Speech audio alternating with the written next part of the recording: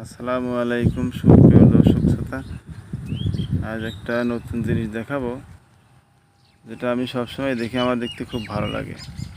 আল্লাহ পাকের কী সৃষ্টি দেখেন। এই যে লতিরাজ কচু বাড়ি 1, এটা হচ্ছে অরিজিনাল জাত, যেটা অনেকে হয়তো নাও চিনতে পারেন। দেখে নেন, এটা অরিজিনাল লতিরাজ কচু বাড়ি 1। আর এর ফলনটা কীরকম হচ্ছে সেটাও দেখাবো, আর কীভাবে যত্ন করলে ফলন বেশি হয় সেটাও দেখাবো ইনশাল্লাহ। চলুন আমরা জমির ভিতরে ঢুকে যাই। তবে আজকে একটা কথা বলবো, আপনারা দেখার সাথে সাথেই আল্লাহ পাকে শুকরিয়া আদায় করবেন। আল্লাহ পাক কেমন লতি দিয়েছেন, এই যে দেখেন, সুবহানাল্লাহ।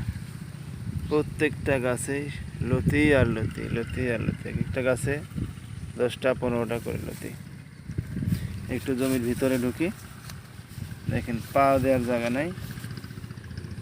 এই যে দেখেন ছোট ছোট গাছ, শুধু লতি আর লতি, পুরাটাই শুধু লতি আর লতি।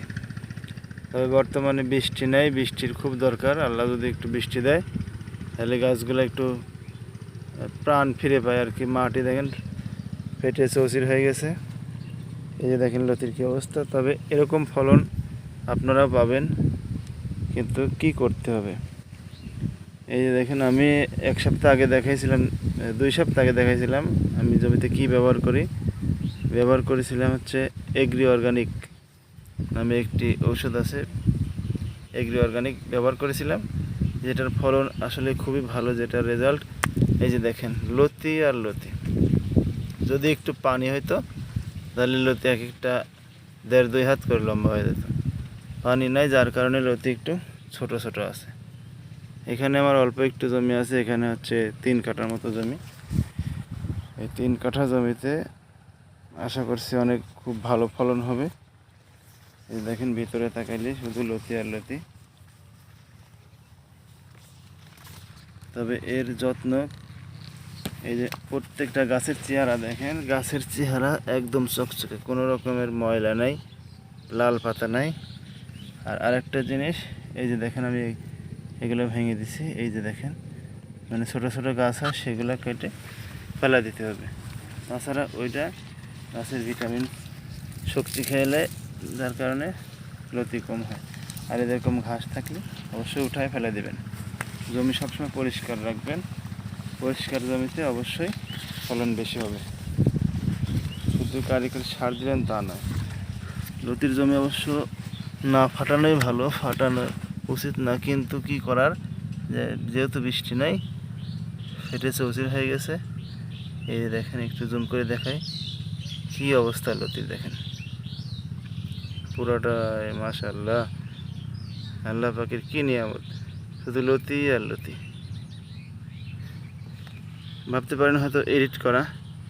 এই দেখেন প্রত্যেকটা লাইনেই দেখেন, প্রত্যেকটা লাইনেই একই অবস্থা, প্রত্যেকটা লাইনের একই অবস্থা। এই যে দেখেন, এই পাশ, এই পাশ, এই পাশ, কোনো রকম এডিট করা নেই। এই চ্যানেলে কোনো রকম ফেক ভিডিও পাবেন না, অবশ্যই প্রত্যেকটা ভিডিও রিয়েল, কোনো রকমের 2 নাম্বারই হবে না। আর জাত, প্রধান কথা, ফলন বেশি পাওয়ার জন্য অবশ্যই জাতটা লাগবে। অরিজিনাল লতিরাজ কচু বাড়ি 1, যার এই যে পাতার চেহারাটা দেখেন এই রকম হতে হবে। আর দেখে নেবেন যেখান থেকে লাগান, যেভাবে লাগান। আর সবচাইতে ফলন লাভজনক চাষ আমার জানা মতে লতিরাজ কচু, কারণ এর সঙ্গে ধান বলেন, ভুট্টা বলেন, বেগুন বলেন, যে কোনো সবজি এর সঙ্গে আশা করা যায় পারে না, কিন্তু যত্ন করতে হবে। এটাতে লাভ ভালো শুনলাম আর লাভ দিয়ে শুরু করলাম না, বিষয়টা এরকম নয়। আগে জানতে হবে, তারপরে জমি নির্বাচন করতে হবে, কীরকম জমিতে লতিটা ভালো হয়। জমি অবশ্যই নিচু হতে হবে, যেখানে পানি মানে একবারে ডুবেও থাকে না, আবার একবারে শুকায়ও যায় না। যেই জমি শুকায় যায় সেই জমিতে কিন্তু লতি ভালো হয় না, আবার যেই জমিতে পানি সবসময় ডুবে থাকে সেটাতেও ভালো হয় না। এই দেখেন আমাদের এখানে প্রায় 8-10 দিন বৃষ্টি নেই, তারপরে মাটি একটু নরম আছে, মাটি নরম আছে। আর আরেকটা বিষয় হচ্ছে এই মাটি এভাবে ফাটানো উচিত না, কিন্তু বৃষ্টি হচ্ছে না, ড্রেনের পানি আনাও সম্ভব হচ্ছে না, যার কারণে এরকম ফাটাই ফেলছে। আল্লাহর উপর ভরসা, আশা করা যায় আজকে আকাশে মেঘ আছে, প্রচুর মেঘ আছে, আশা করা যায় আল্লাহ আজকে রাত্রে বৃষ্টি দিতেও পারে। যদি আল্লাহ দেয় আলহামদুলিল্লাহ। এই যে দেখেন আকাশের অবস্থা, আমি সন্ধ্যার সময় ভিডিও করতেছি আসরের নামাজের পরে। আর হ্যাঁ, আরেকটা কথা, যাদের লতিরাজ কচুর চারার প্রয়োজন অবশ্যই স্ক্রিনের নাম্বারে যোগাযোগ করবেন। একেবারে অরিজিনাল লতিরাজ কচু বাড়ি 1 এর চারা যার প্রয়োজন অবশ্যই স্ক্রিনে দেওয়া নাম্বারে যোগাযোগ করবেন, চারা ইনশাল্লাহ দেওয়া হবে। আমি একটু ঘুরে ঘুরে দেখে, আসলে পা দেওয়া মুশকিল হয়ে গেছে, খুব খেয়াল করে পা দিতে হবে। গোটা জমিতে একই রকমের লতি আছে, কোনো দিকে কম কোনো দিকে বেশি, বিষয়টা এরকম না। এই যে দেখেন গোটা জমিতে একই রকম লতি দেখতে পাচ্ছেন।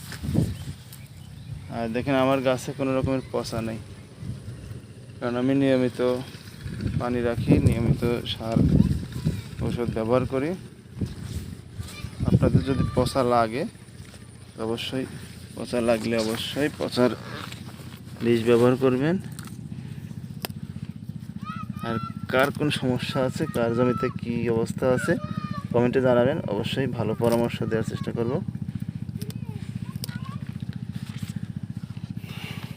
এই যে দেখেন,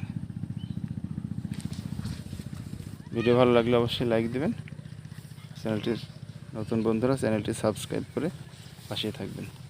সবাইকে ধন্যবাদ। আসসালামু আলাইকুম রহমতুল্লাহ।